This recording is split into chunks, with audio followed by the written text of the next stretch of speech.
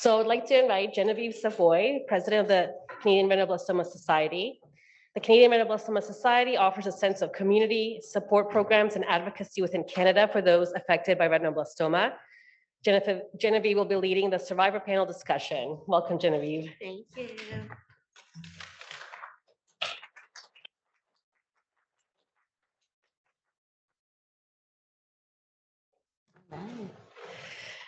Thank you for those of you who have endured to the end of the day. We are running late, so as much as I would like to say we'll be as fast as we can, I do think that this is one of the most important parts of the weekend. So we're going to take our time and get through the information that's important for everyone to hear. I am standing up here with a lovely group of fellow retinoblastoma survivors, and these also happen to be my board members at the Canadian Retinoblastoma Society. So I am lucky enough to be able to work with these individuals on a regular basis, and we are working towards some goals and supporting those who have been impacted by retinoblastoma in Canada. So I will speak just briefly to our agenda today, go over some missions and values. I'll briefly introduce our panelists. They will each tell you their stories. We'll have a question and answer period, and hopefully have a few minutes for a discussion.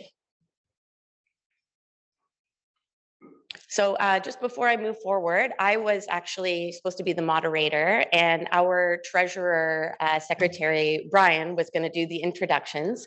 Unfortunately, he had a last minute dental procedure, and so his speaking voice is not the best. So I'm going to do that part, but this is our whole board that is here today. So just want to mention. So our mission is to provide education, advocacy, and peer support to Canadians who are touched by retinoblastoma. Our vision is to provide this in a supportive and safe community. And there is an acronym that we use to represent our values. REACT, so we see our most important aspects being around relevance, empowerment to those impacted, accessibility to information, being community oriented, and forming a sense of trust. CRBS resources and programmings will be relevant and tangible to have an impact on those it's being provided to. We enable our community members to advocate for their own unique needs, which is something we've all discussed today, and each of us have experience being advocates. CRBS services would be available for real life situations and try to meet families and survivors where they are at. Again, it's been mentioned, can be a lot of information in the beginning, and some families are not ready to chat with us or meet with us or be connected with another family initially. And so we're available at all stages. And many of us likely will speak to the stages through life where RB has become more apparent and more impactful to us, and when it's been less. These activities would reflect the needs and wants of the RB community. So something that we were just doing, a brainstorming session, is something that we do regularly, and we ask for feedback from our community to see what they need and what they're looking for from us. And some of those things come into play when we are forming our plans for the year. And lastly, we must be trustworthy and speak authentically to our experiences and those that we're working with whom are touched by RB as well. We've formulated 3 primary pillars: education, advocacy, and peer support. So education comes through information. Obviously, as we mentioned, lots of information can be overwhelming. We want to help people to find valid information, as online can be deceiving at times, and especially when it comes to peer chat groups. Sometimes it can be overwhelming to hear other people's situations. And as we know, many people with RB have very individual cases. Advocacy, this is a standard of care for guidelines. We want to provide resources in individuals' communities, suggest beneficial services or accommodations, programs, and be informed on new medical practices. And of course, increasing awareness. And then peer support, I think, is really something that's been the bread and butter of this organization for many, many years. We have survivors and parents who are ready and able and willing to share their experiences and discuss what has impacted them most. We offer a supportive community who can relate to these triumphs and challenges during medical intervention, and we provide events to help connect RB families across Canada. This is our current board of directors: myself, Jennifer, Brian, as I mentioned, Natalia, and David. And I guess 3 out of 4 of us are unilateral survivors and 1 a bilateral survivor. So here they are. The introductions was going to be Brian, but that'll be me. So the panelists for today, we have David Shefter from Stratford. We have Natalia Watson, I'm not going to, friends, yep, that one. And she's a bilateral survivor from Peterborough, and Jennifer is a unilateral survivor, and she's here from Ottawa. So just a quick housekeeping. As it is an interactive session, we would like you to contribute and speak and ask questions, and we'll do that following the 3 presentations. We would also love to accept questions from our virtual attendees, so I will do my best to moderate and provide those questions, or you lovely ladies can do that for us too. And then if there is a topic or question that you would like to discuss with us and you don't feel comfortable to discuss it today, please pull us aside or feel free to send us a message or an email, because we'd be happy to connect with you after the event as well. So I'm going to turn it over to David, who'll be our first presenter. Okay. Can everybody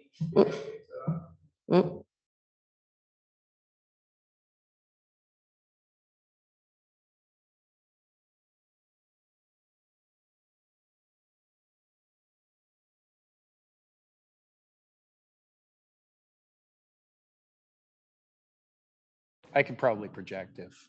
Can everybody hear me now? Amazing. Okay.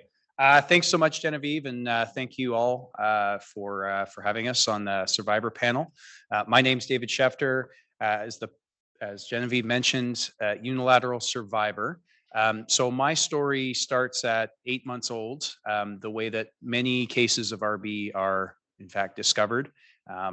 Taking a photograph, one eye has a red reflex and the other one has a bright white. That's how it all started. Went to a family doctor. Family doctor said, not sure what's going on. So pretty soon referred down to Dr. Galley's care. And my course of treatment was actually very, very quick, because the tumor was advanced enough that really the only option was the enucleation of the eye. Thankfully, in my case, the cancer had not spread. It was just localized in the left eye, had not spread. And so basically, with the eye having been removed, that was the end of the, at least the cancer treatment part of things. We later would find out through genetic testing that mine was the non-heritable type, although there was a little bit of a pathway to get there. The original testing at that time in the early 90s, there was a little bit of inconclusiveness to it. So when I became an adult, contemplating having children, just so that I knew what I was kind of walking into, I redid the genetic testing and came up with that result that was more definitive, that it was not the heritable type. From my perspective, growing up, the main thing that sticks out was the regular checkups here in the city. Not only the checkups, but also visits to the ocularist. Now, I lived in a very small town, didn't know anybody else really that had my age that had had a childhood cancer, let alone RB. So for me, it was the memory was both sort of a positive and a negative one. A positive in the sense that, I got to go to the big city once every so often, and it was, we tried to make it as fun as we possibly could in the situation. The negatives were it was not always the most pleasant or enjoyable feeling having a light shone in your eyes, and we do our best to try and get through that, but when you're a young kid, it's not the easiest thing. That was the most important memory as far as the checkups go. A lot of what we talk about, certainly in our community, is sort of the psychosocial and how that impacts your relationships and your approach to life and that sort of thing. From my perspective, I've always felt that I've been fairly matter of fact with what I had, and quite open about it. With prosthetics, quite often you don't have the same range of motion in your eye. And I recall one time when I was about 4 or 5, there was a girl in my class who goes running to the teacher saying that I was staring at her. I wasn't actually staring at her, but it's just the range of motion with the prosthetic. It may have seemed that way. So the teacher comes over and she said, well, David, what were you doing? And I very matter-of-factly stared back at her and said, I was staring at her with my one good eye. I was looking at her with my one good eye. And the teacher, of course, doesn't really know how to deal with that with a 4-year-old. Like, how do you handle that? But that was the sort of approach that I've kind of always had. There was an element of bullying growing up. I would say not severe. And that was mainly because I made every attempt to try and own it. And the way I owned it was just sort of to talk about it and sort of demystify it. I did have some kids calling me Cyclops Man. To be quite honest with you, if people call me Cyclops Man now, that's kind of a cool nickname. But it wasn't at the time. It wasn't very pleasant at the time.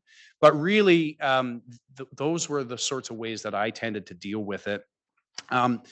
In terms of my approach to everyday life, I've always found that I've been very overprotective of the vision that I have in my right side. So the way that that's kind of manifested for me is I've had a lot of hesitancy in sports, particularly contact sports, anything where there could be getting hit or anything like that. I've always been very cautious that way. I've always had I don't know if this is the correct medical term, but I've always felt as though I had a phobia about losing my vision in my right eye. I certainly would never go near a contact lens. It's just not something I'm comfortable with to this day. I just won't put anything near it. And just general sensitivity towards anything being close to that eye, I tend to be quite protective of. When I was a child, I didn't wear corrective lenses. I wore safety lenses. When I say I wore them, I had them, but I rarely wore them because I didn't want to be the kid that had one eye and glasses as well. That sort of transition once I went to corrective lenses, and now I need to wear them in order to see properly. One of the interesting things, sort of before I hand it over, is, and I think it's related to a lot of the things that we've been talking today about, is the sort of a life cycle of a survivor. So as a kid, you're going to the checkups, you're getting those regular visits at sick kids. You're dealing with kids trying to understand what you have and trying to navigate that. Then you reach adolescence, and there's a sort of a sense where I didn't really want to identify with the RB community at all. I wanted to kind of move on and just, do my thing. And really, it's sort of a non-issue unless it's an icebreaker, in which case that's a really easy way for me to say, say something interesting about yourself. Well, I got one here. Here's what it is. And that makes that conversation quite easy. But otherwise, I didn't really want to talk about it. And then you reach adulthood and you start to think more deeply about the situation that your parents were in. In my case, I was 8 months old. So I have no memory of that. But putting myself in their shoes, there's now a desire to want to re-engage with the larger community, not only share experiences, but offer peer support to people who are going through that now. And so that's kind of what brought me to this organization. And I think when we think about trying to engage people through their lives, it's important to think about how that life cycle evolves. And quite honestly, there will probably be an ebb and flow, in my opinion, a natural ebb and flow as to how people will choose to engage or not with the community. And I think it's just important that we take account of that in some of the things that we plan for. That's it for now.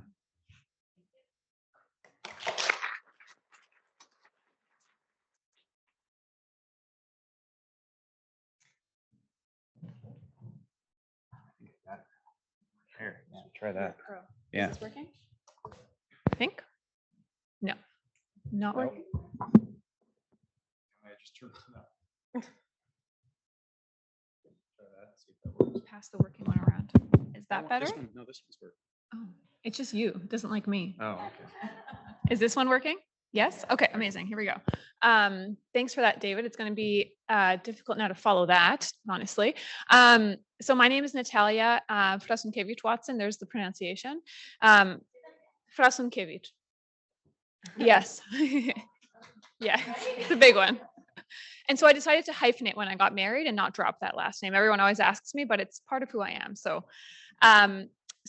I'm 32 and I was diagnosed at 18 months and I was diagnosed in Poland, actually. I was born there, as was my older sister. So our journey sort of brought us, we were always planning to move to Canada, but retinoblastoma sort of accelerated the process. So we moved to Canada when I was 18 months old to see Dr. Galley in particular, because the support that we were going to get in Poland was to enucleate both of my eyes, as I was diagnosed with bilateral retinoblastoma, and my parents were not interested in that. So off we come to Canada. And just like David said, now as a parent myself, I really think about what my parents had to go through at that stage, because my mom didn't speak English at all. And so they were not only navigating this really terrifying disease with their child, but also a new country and a new language. So my parents aren't here today. They're not able to be here. However, to me, that they are really the survivors, because I don't really remember much of anything other than the colorful footprints on the floor at Sick Kids and the same lunch I would always get at the cafeteria. So that was my memory, really. So my left eye was enucleated because the tumor was quite advanced in that eye. And in my right eye, I had chemotherapy, cryotherapy, as well as laser for about 2 years. So I was sort of free around the age of 4. And again, I don't remember much of anything from that time. And since then, for me, I always remember seeing the way I do see. So my vision hasn't really changed since. So I've just sort of had to navigate the world the way I see. And it really is quite amazing how resilient children are, and how we just sort of, without thinking, we just alter the way we do things in order to meet our needs without really thinking about it. So there's certainly a lot of coaching that my parents probably did that I don't remember, but a lot of the things I even think now, like, how did I, figure out how to do the stairs and all these kind of things? I think it's really intuitive, which is really neat. And so I think we don't give kids enough credit sometimes. They really are quite resilient. So moving fast forward to today, it kind of got me thinking about what my current life is like in terms of maybe what challenges I'm faced as an RB survivor right now. So just like David said, sometimes with a prosthetic, people look at me funny sometimes, and I do find that people treat me a little bit differently.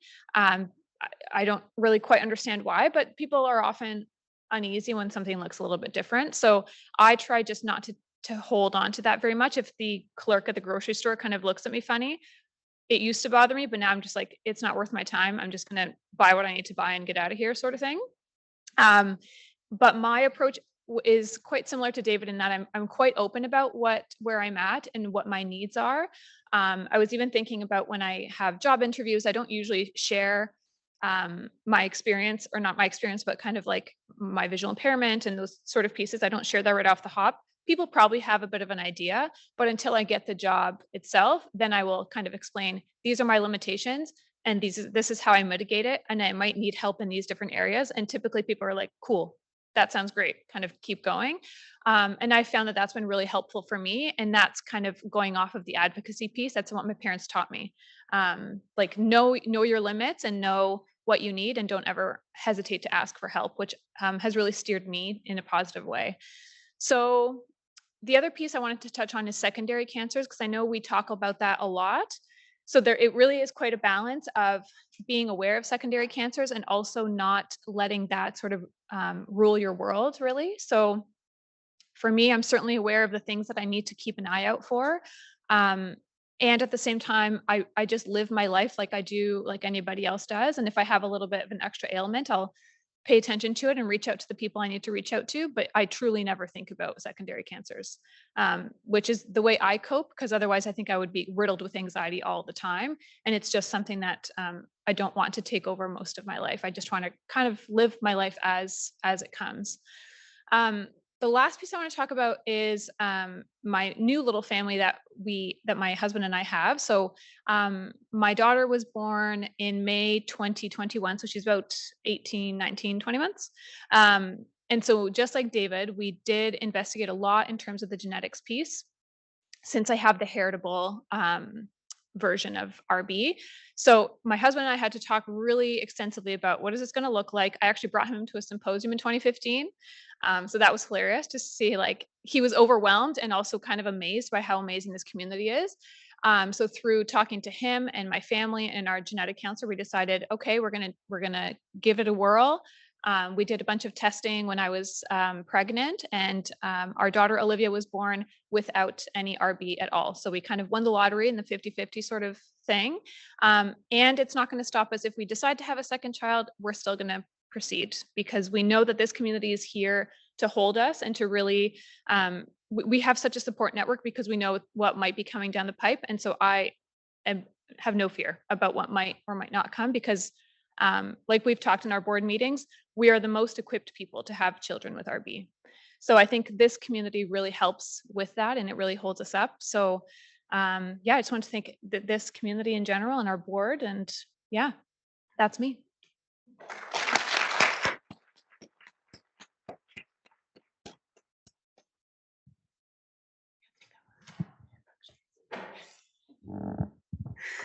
Hi, so I'm Jennifer. My story also starts at 8 months old. I was diagnosed with RB. My mom noticed that my eye was floating to the side, and she went to several, our family doctor, several other doctors, and no, it's nothing. It's just, maybe a lazy eye. But she really advocated, and she finally just took me to emergency, and right away. So this is in Ottawa at CHIO, and right away they took me into surgery and they removed my eye. So it's funny, Talene, you said, one and done. And that's what it was for me. It was one and done, the surgery, and the tumor was gone.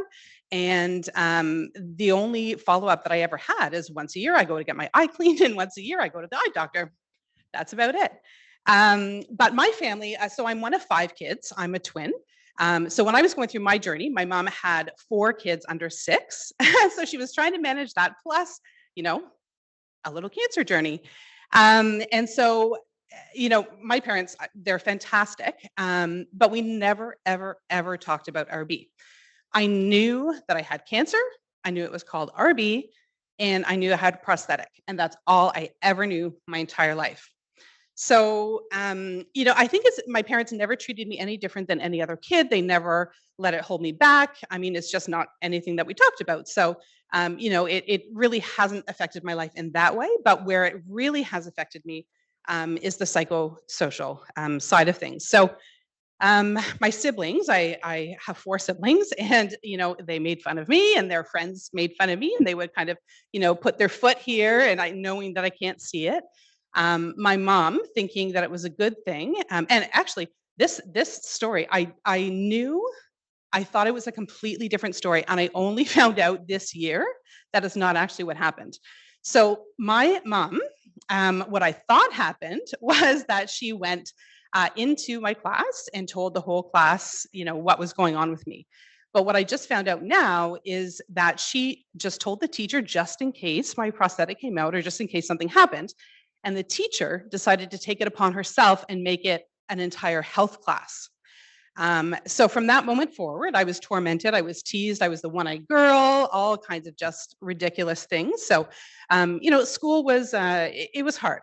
And then when you get to kind of the teen years, then you start thinking about school pictures. Like I have to be front facing, or else, my eye's going to be all weird in the picture.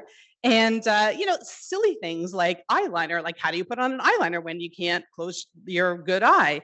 Things like how do you tell a boyfriend, girlfriend? When do you tell a boyfriend, girlfriend? 3D movies. I can't see 3D movies.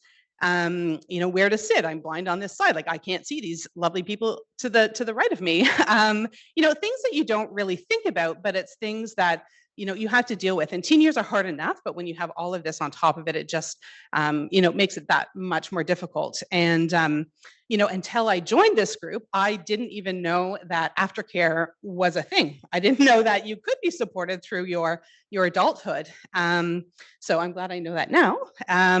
But anyways, as an adult, sort of my late teens, my, ocularist, said she kept pressuring me to have a coral implant.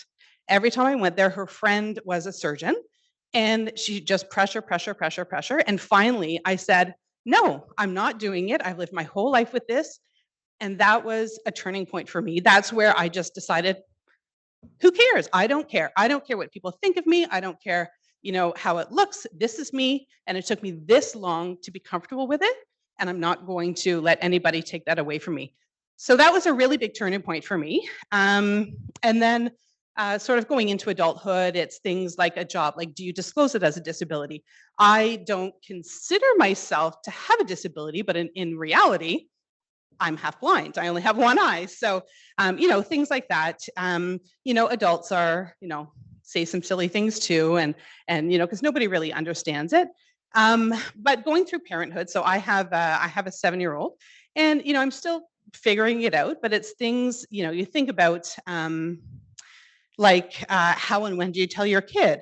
You worry about, are they going to get teased because your mom, and this just actually happened to me last weekend. What's wrong with your mom's eye?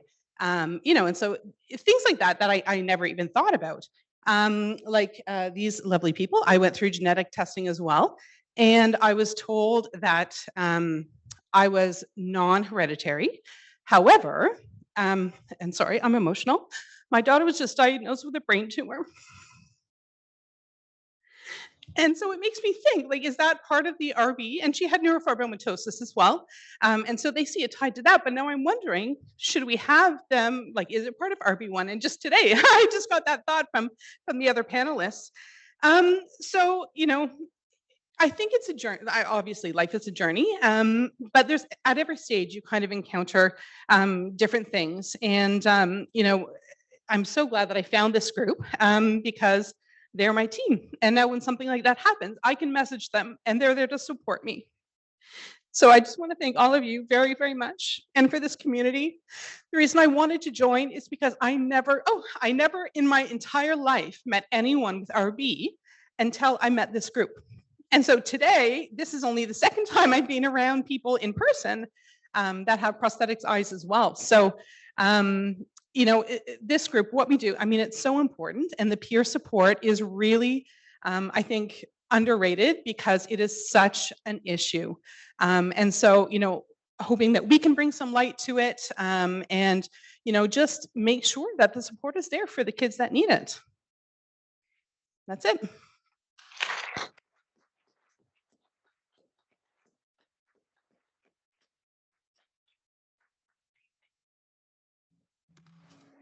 Thank you so much for all of your very impactful and emotional stories. I know some people in this room probably have similar stories or have heard similar stories. 3 of us were diagnosed and lost our eyes at 8 months old. Right? Very interesting to see some of the similarities. I'll open it up if you guys have questions. Okay, we'll go right up to the top there. That's my dad. Wonderful stories. I want to ask all 3 of you, actually, if you could let us know how you got connected to the retinoblastoma community. What was your? Should I ask it again for the Zoom people? I'm just going to repeat the question for the Zoom attendees to hear. If we could just know how each of you were able to find the RB community and how did you become a part of the society? So for me, it's really when COVID hit and we had to wear masks and all of a sudden, the only thing people saw were my eyes. And then I just was thinking about all these other people that are in the same situation and, how they must be feeling. And all of a sudden I left my job because I had to be at home with my daughter who's doing, kindergarten online school. And I just, it's always been in the back of my mind that I want to help these families. I read an article, when I was younger about a newly diagnosed family. And the article was all about how their child's disabled and all of this. And I know it's a scary journey. And I know that, you don't know what you don't know until you know it. But right from that moment, I wanted to help people. I wanted to just be a person that people can come to talk about this, to know that they're not alone, because I felt very, very alone. So I just Googled and I found this group and I reached out. And I think Brian actually was the first one to get back to me, and they just brought me into their fold, and I've been with them a couple years now. Yeah, maybe just over 2 years. And that's how I got involved. So I've been around forever. My family has. So once we moved here, I think it's actually Genevieve's mom who connected with my parents. And so my parents have been connected to RB from the beginning. And so I attended symposiums with Genevieve as kids. My dad was a board member of CRBS in the early 2000s for a little bit. And then I kind of got reconnected in my mid-20s when I started thinking about having a family. So just like both of my lovely board members said, the ebbs and flows of sort of life development kind of brought me in, and then I sort of took a step back and then came back in. So that's my connection.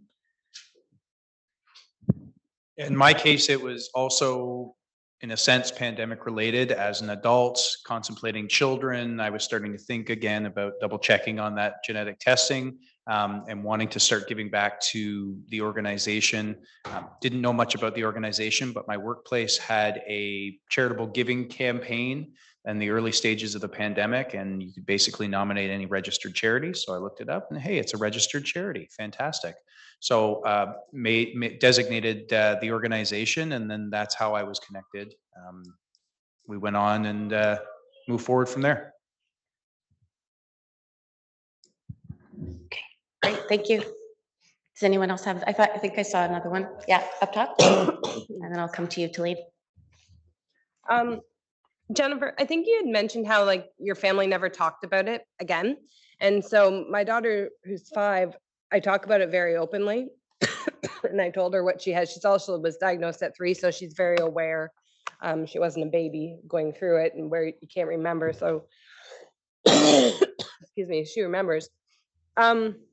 Do you think it's hard to know, like looking back, do you think it would have made a difference, or do you wish your family had been more open? Because I'm trying to be as open with her as possible, because I don't want her to maybe look back and think that I kept a secret, or that we were like, because I've heard other people say their families didn't talk about it, and like it's almost like it was an embarrassing thing, or I don't know, for whatever reason why the families wouldn't speak about it.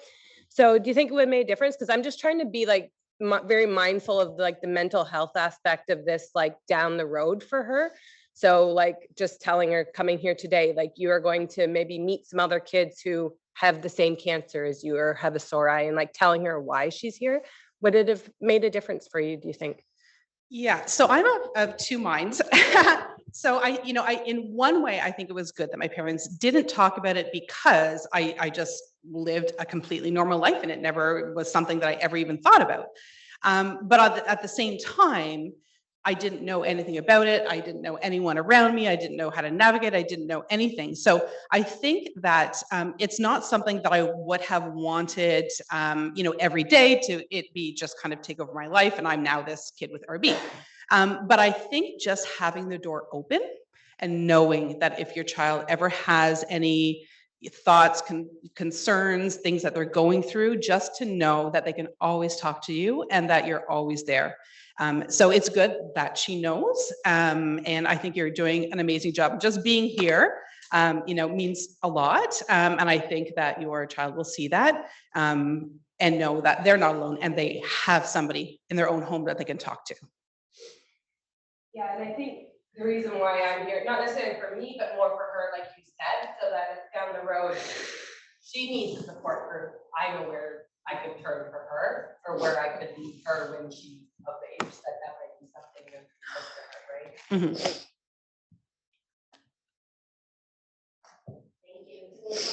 Mm-hmm. Okay, just want to say thank you to the panelists for sharing your stories and being vulnerable and just, putting it out there. I know it's hard just kind of revisiting that part of your lives.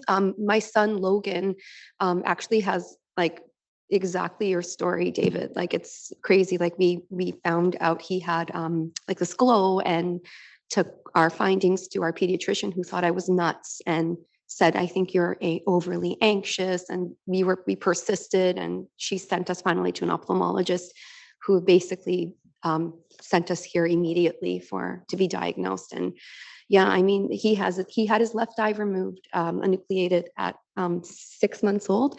Dr. Galley was a treating physician, and he's doing great now. I mean, again, it was like Jennifer's story too. Like we thankfully dodged like chemo and everything, but and that's why I wrote a storybook, like a children's storybook, just to make make it so that he has a voice and he's able to share his story with a nameless character. But I know, like, in a way, I kind of sometimes a part of me feels, and did I do the right thing? Because am I setting him up for bullying? I sometimes I worry about that too. And like, we're Armenian by culture, and we're very similar to the Greek culture. And like, we're very, there are people like, within our community who look at that as like, oh, like maybe something was wrong with the parent, the mother. Like, I've had really silly things said to me, like, is it because you wear glasses? Is that why your son had cancer? Do you have any heavy metals in your mouth? Like, do you have any fillings? I'm like, these ridiculous, like unsolicited, things. But my question to you is that, did your parents really struggle with this? Like, do you feel like they blamed themselves, or like, did they have that? Like, do you feel like you did better than them, like in terms of how you dealt with everything? Like, do they still kind of have like unresolved, feelings about it? Thank you so much for the question.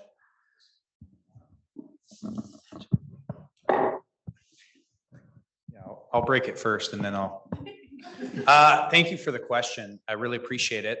Something I have given some thought to. I think in general they don't struggle with it now, because I think that it was to them an aberration that was horrible at that time, and there were some struggles that were following on from that. And now I'm an adult, and I have my life and my wife and kids, and they've moved on from it. But yes, I think that's always a struggle.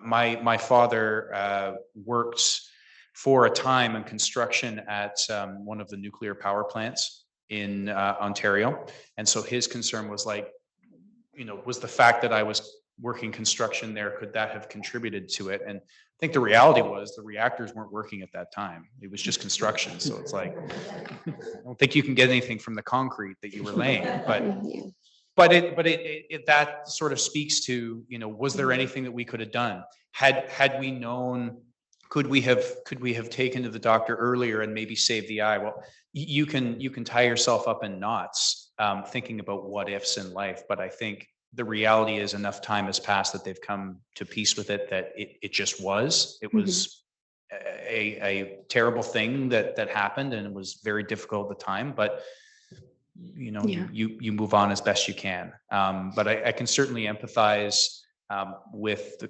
comments about family members, not always extended family members, not always being as supportive. Certainly my close family members, extremely so. But there were a couple of comments that were made along the lines, not to me, but to my parents when it was happening, that were less than helpful. So can certainly empathize with that. Yep. So for me, my mom, like, she never had that thought, because she's like, I never even took a Tylenol when I was pregnant. Like, she didn't do anything. But a lot of people think that, it's something that the parent did. And I think you just have to, like, not think about those and just think about caring for your child. So, I think it's really important that, so when I went through genetic testing, what they told me, and I'm by no means know any kind of medical language, but I was told, I said that, my mom had a gene mutation, my dad had a gene mutation, and it just happened to be however it mutated in me that caused the RB. So just telling my mom that, like, it's, I think that relieved a lot, that it's just a fluke of nature. And because it's not hereditary, that's just what it was. But I think, as far as your son communicating, one thing, and actually this relates to your question as well, I think it's just important to at least know how to say what you have. Mhm. Like I never, ever knew how to say what I have and how to tell people. And, when you're like a kid and, people are teasing you or whatever, like I would just run away because I didn't know how to talk about it. And I still, like, I'm in my mid 40s and I'm only learning now how to talk about it.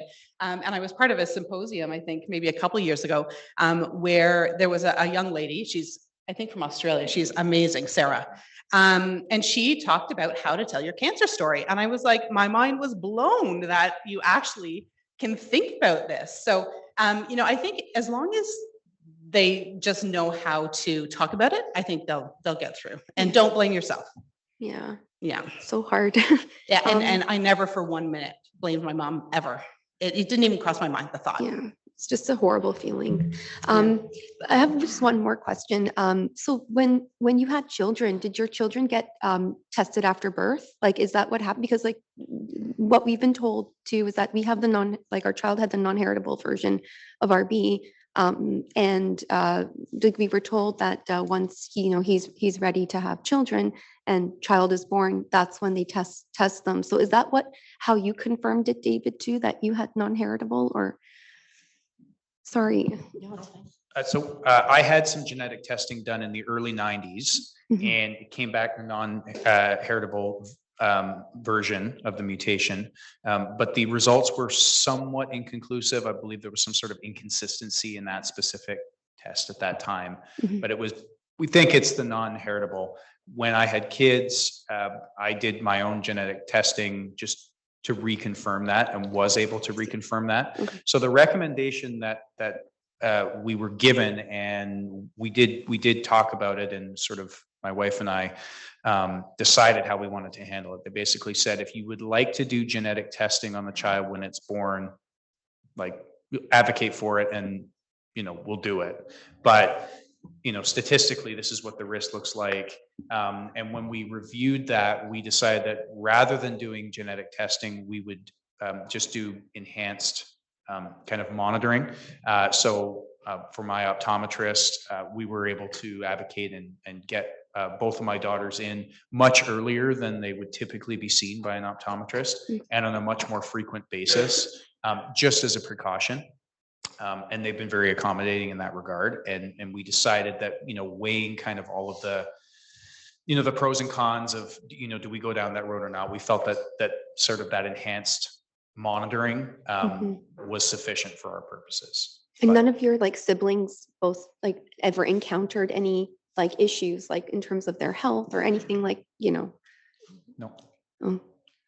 So Sorry, random. I just wanted to speak Sorry. to that. I think Brenda's actually going to answer your question. Oh. Because are you going to answer that question?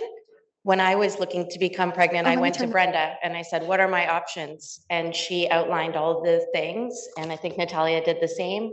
When you're given various options and you decide what you want to do.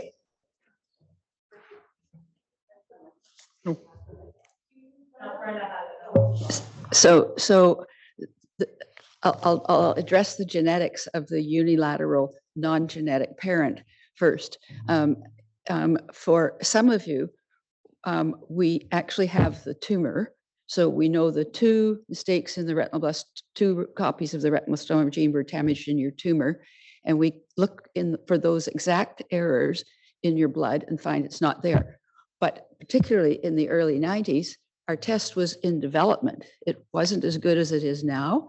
And even now, we know that there could be, you could be mosaic, meaning that only if very few of your cells, less than 1%, that we can't detect by current testing, could carry the mutation.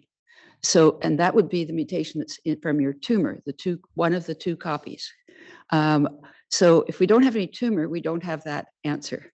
But if we have tumor, what we would suggest is that any baby when it's born, not before because the risk is so small for the baby to have it at all, but a blood test be done on the baby as soon as it's born. And our preference is to get cord blood. That goes in the garbage. It's not even pricking the baby. You get cord blood at the time of birth and look for the mutations that were found in the tumor of the parent.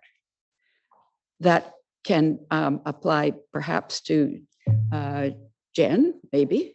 We might have her tumor. Yep. for the mutations of your tumor. Yeah.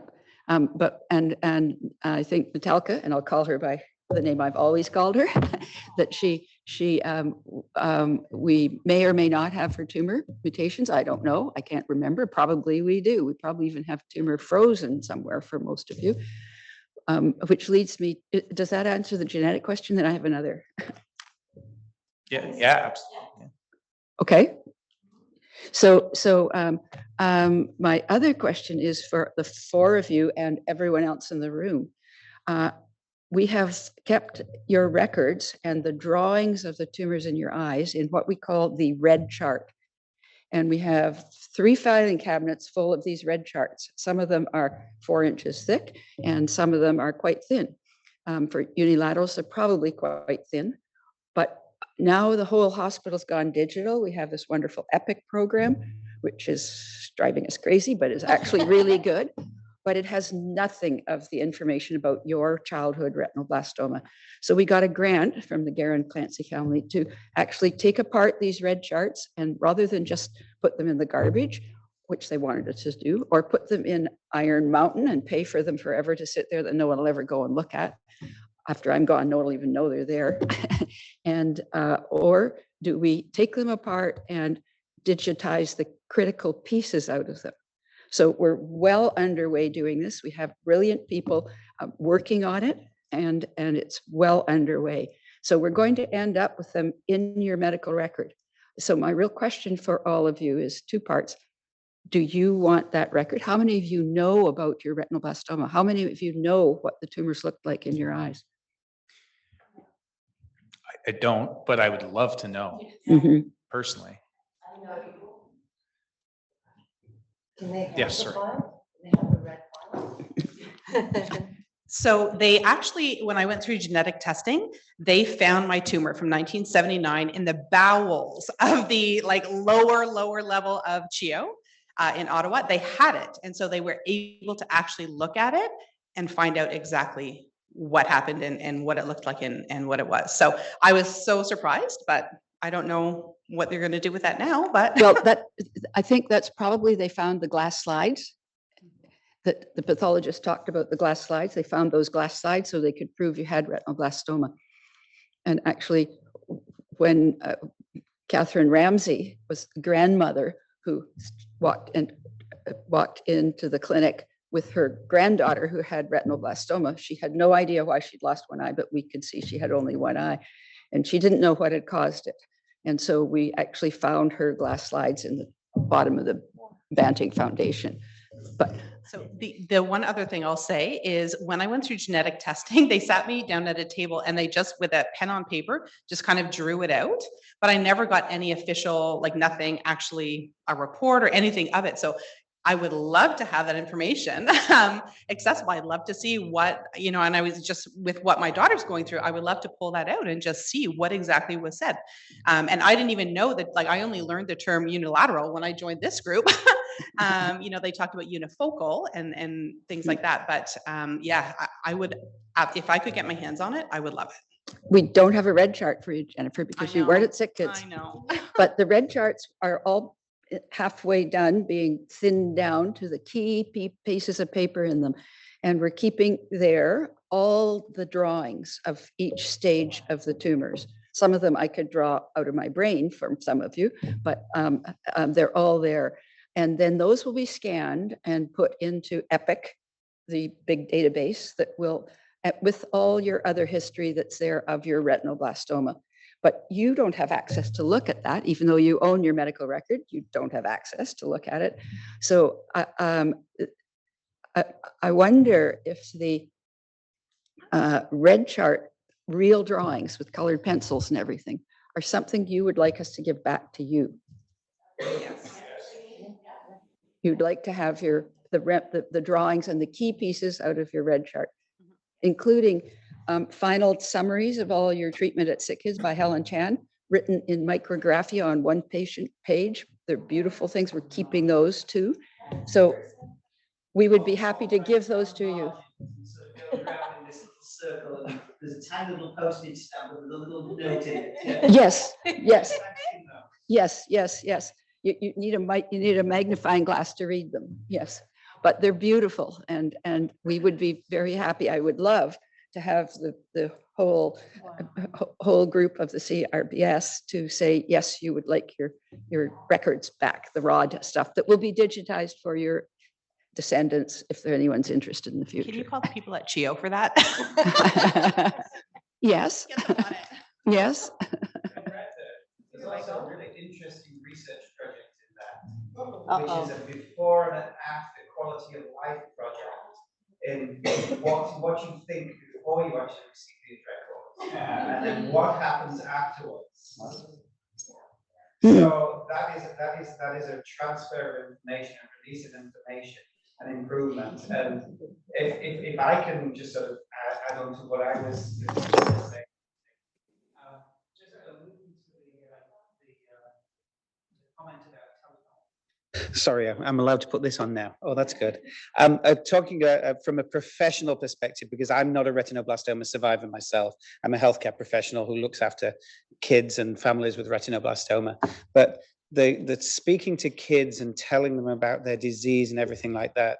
I don't know whether any of you have ever been to camp, like kids cancer camp, Camp Trillium, Camp Hooch, whatever else it is. And there you get to experience some time with kids that have gone through what you've gone through. You're talking about, you were the only person in school, you were Cyclops boy, the only one with one eye and glasses on and stuff like this, and everybody pokes at you and stand there and point at you and look at you. You go to camp and there's kids and they're going, oh yeah, I had that as well. Should we go down to the lake and go fishing? And all of a sudden you think, why doesn't anybody else treat me like this? Because you understand that, you understand what the other kids are going through. It doesn't make you different. It doesn't make you stand out. Yeah, you're one, you belong. And so telling your children, telling people what they have also gives them a sense of ownership. It gives them a sense of belonging, but it also gives you tools to be able to stand up to that kid that's sticking their finger out at you and going, it's Cyclops boy. And you go, and so you can actually stand up to that and counter it rather than running away like you did because you didn't know what to do. But it also goes, do you actually know what that means? And then you can actually counter it. So there's that stuff. But the other thing is that a lot of you folks growing up, how many of you actually remember anything about your treatment? Nothing. Almost nothing, because most kids with retinoblastoma are so young that it's as though it's belonged to somebody else. And I just have one eye. Yeah, exactly. It belongs to your parents. It doesn't belong to you. And that's what we deal with in survivorship clinics and long-term follow-up clinics. And kids coming in and going, I'm really kind of, well, teenagers, they don't really care, most of them. And it's a case of, yeah, okay, you're giving me this information. But when you get into your 20s and 30s, you suddenly want that information because it's then important for you. And so actually giving you that information, but also giving you access to a record, like the passport for care that I was talking about earlier, like the red charts, whatever else it is, giving you that information so that you can hold it, you can possess it. It is yours. It always was yours, but it now is yours. And it actually means something. And when I see people that come back in their 40s and 50s or something like that, that occasionally happens, and they go, I had this thing on my kidney, and for every year I've gone to the doctor and they've done an x-ray on me and I've never known why. And they're going, well, you had your kidney out and it was in your lungs and stuff. And they're going, what the hell did you do to me? And they had no idea what it was or what it meant, because people didn't tell kids in those days. But knowledge is power. Knowledge is important for you. And so therefore, to have ways of telling your kids what they've got is super important. And I'm going to shut up there. Hands up online. Hi, that's me, I think. I just want to say thanks to everyone from the Canadian Retinoblastoma Society for sharing. But I also want to give a big shout out to Brenda Galley, because you've been here the longest among everybody who's done research and all the physicians and everyone else. And Brenda, without you, I don't know where most of us, whether we would be, people with retinoblastoma, families with retinoblastoma, other researchers that have, gone through your clinic and everything else. I don't know where we would be without you. And I just want to say that before we leave today. So a great big round of applause for Brenda. Thanks so much, Mary. And if I could just take that one step further, when we say I don't know where I would be, I know where I would be, and I would not be alive today. So thank you. Well, thank you, all of you, and thank you, Mary, for that note. I have to thank all of you. The first retinoblastoma child I saw was in 1973 in the Emerge department at Sick Kids. She had bilateral retinoblastoma, and that inspired me to go to the library and read about this amazing disease. And I found the paper published by Al Knutson that Furkan showed, published in 1971, 2 years before that. And I realized that retinoblastoma was the most important cancer because it was obviously genetic.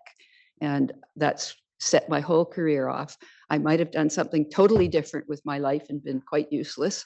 But I really have had a great experience working in retinoblastoma and knowing all of you. Thank you.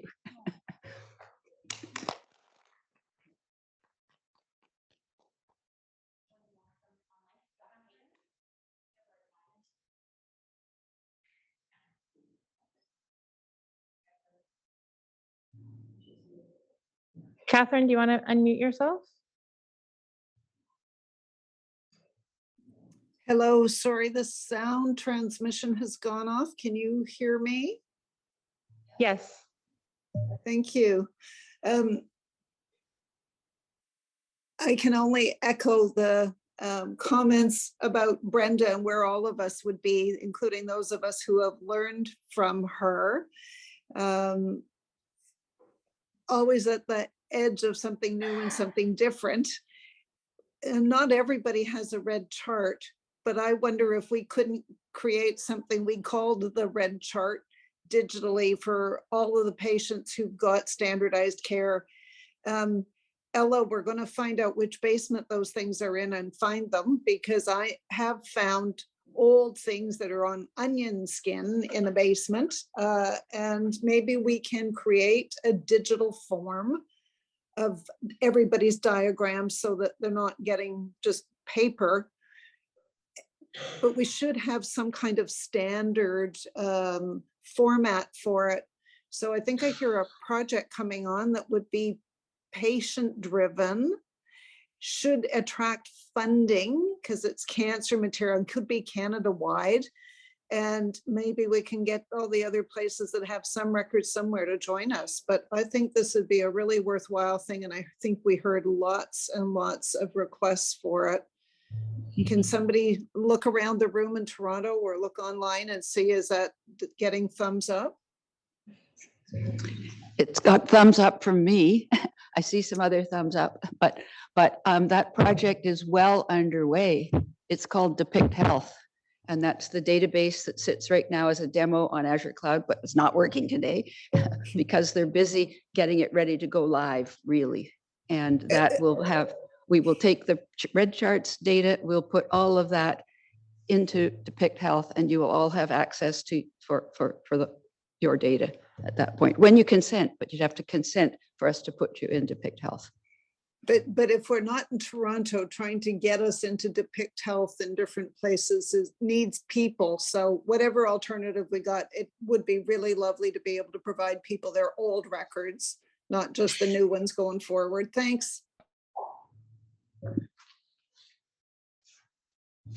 I just wanted to say thank you to all of you for sharing your stories, and thank you to the Canadian RB Society. You really are the first group to host such interactive family days. I remember the first one I came to as a student, as one of Brenda's students, and it was the first time I got to hear patient stories. And it's really important that you are still, the group doing that in Canada. So thank you for that.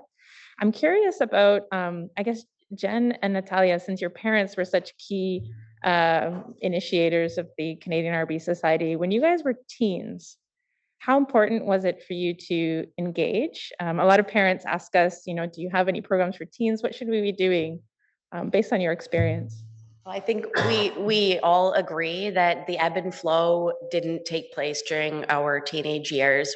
I think most of us, I'm probably the anomaly here, and both of my parents are here. So any of the parents who would like to know what it's like 30 some odd years down the road, both of my parents are here.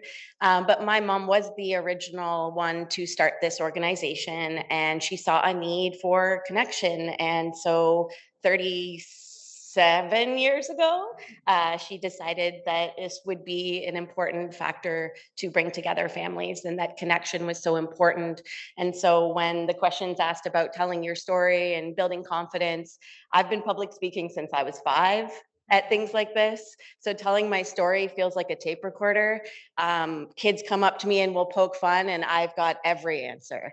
Kids say the things to me now, and I'm very comfortable to say, yep, this is what it is. And I've got my script, and I've been doing this forever. So it feels very comfortable because I know my story so well. And we're grateful to have this platform. But of course, those teenage years, I think really the young people want to identify as normal as possible. And unfortunately, this aspect of our life is not very normal. So we don't want to be a part of this. But we've all come full circle, and Natalia and I have known each other since we were kids. And those types of relationships, what I tell other families, are the most important part. I don't always remember the people who I've met over the years, their names or their diagnosis, but I know what it feels like to stand in a room with other survivors, and there's nothing that compares. Those people understand your experiences. You don't even have to say anything, and they know. So I can't put a price on that, and there would have been no other opportunity for that without this organization and these events being put on. And so I think it's important to take away as an RB parent, for some of you that are, is that those connections that your kids are forming with other RB kids are extremely important. The camps that Bruce mentioned, extremely important. I never went. My mom never wanted me to identify as different. And so they put me into all the things, and I did everything, all the sports, all the activities, but none of it was disability related. But that's personal choice. And I do look at Camp Sunshine and I'm like, ooh, that would have been really cool. And I want to go now as an adult and support the other kids and show them. And I bring my special eyes to Morgan, and I gave her my 12 eyes. And the kids like to order them and touch them and play with them and look at them. And they look at me and they're like, oh, you have, oh, okay, yes, you get me, we get each other, and there's an instant connection. So, like tooth and nail to go to those camps. Right? It's like having a screaming dervish, like toddlers having tantrum. And that's how I felt at RB picnics growing up, because I would get to connect with kids like Natalia, or like, the ones that we grew up with. And David and I actually met once when we were infants. Our moms remember, but we don't remember. So these experiences as parents are very much yours. And even though your daughter might be 3 and you think she remembers a lot of her treatment, she may not down the road, because I was 6 when I had a cosmetic surgery. There's photos of it. I don't remember any of it. And so there, I think our brains do a good job at probably blocking out some of that stuff. And so these experiences that we're talking about that are our own have come through, many, many cycles of tough skin. It takes time and a lot of support from people in your life. Mm-hmm. Turn on your mic. You're asking about, you're asking David, did your mother feel guilty? So I'm going to say, for anyone in here that is a parent, you want the best life for your child. And you are going to feel guilty if they have buck teeth, if they have asthma, if they have an allergy. You love your children, you bring them up the best that you can, and you support them in everything that they have. And I have always said, you do not get away with nothing. You cannot have a baby and raise a child to 18 without having to deal with something. Some of it is much worse than retinoblastoma. Spending time in sick kids will teach you that there are horrible diseases that can take your child away from you. And some is much more mild, but you will always deal with something. And I think as a parent, you will always wish that that didn't happen to your child. Yeah.